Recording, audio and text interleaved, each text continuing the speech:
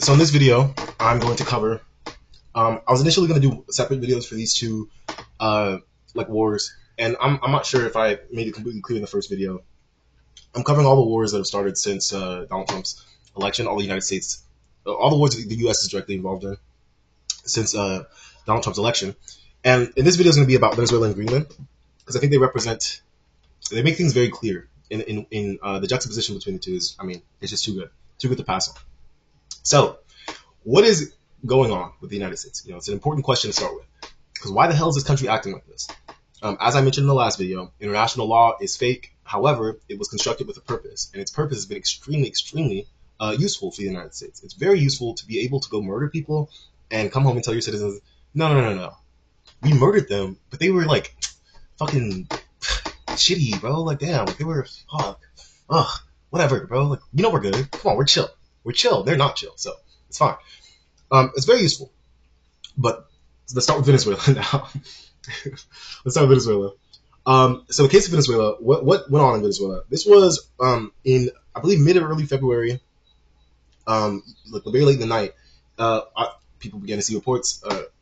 U.S. planes over Caracas, explosions heard in the city, blah, blah, blah. And it became very clear that all of Donald Trump's posturing about what he wants to do to Maduro and the evil Venezuelan regime have manifested in terms of this military action.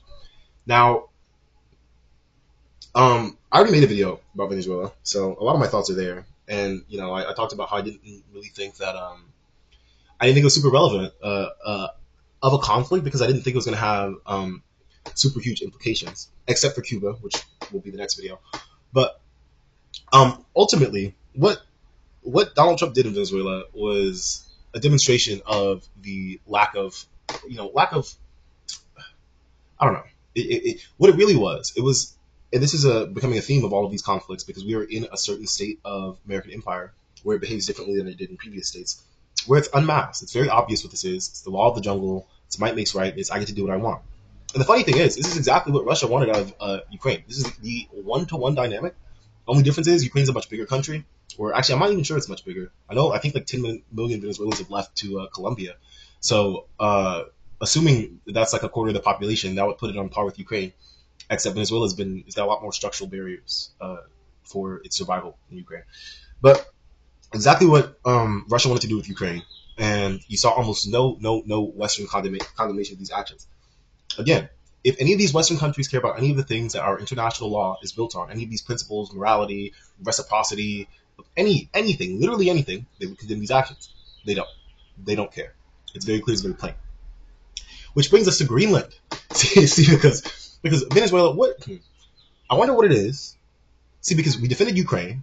European countries were very upset about Ukraine. They're very upset about Greenland. They weren't upset about Venezuela. What?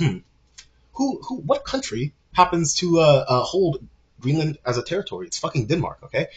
Europeans, much like the United States itself, act in their blatant self-interest and disregard anything outside of that, except for America's self-interest, in which case they're completely on board because they don't like to get their hands dirty. They'd rather we do the murderous, dirty work of clearing out all of their enemies and all of their challenges in terms of dominating different parts of the world.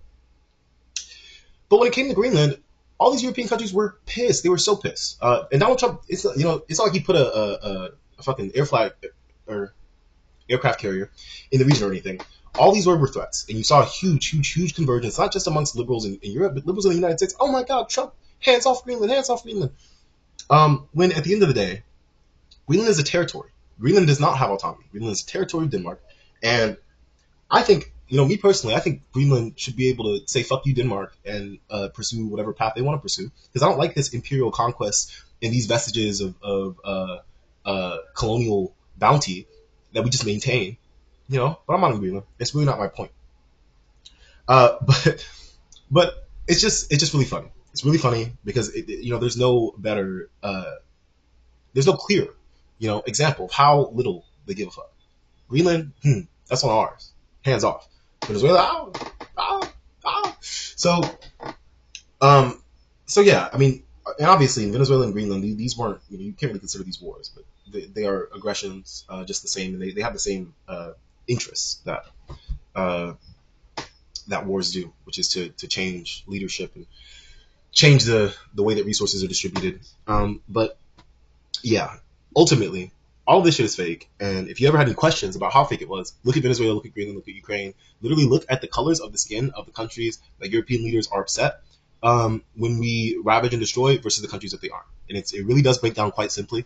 And um, there's no reason to pretend that it's the case. There's no reason to talk around it. There's no reason to create justifications for it, like might be done in international relations class, for example, because we're tired, and also the shit's over. So this is really it. American Empire. This is what a decline looks like, and we're deep in it. The mask is gone.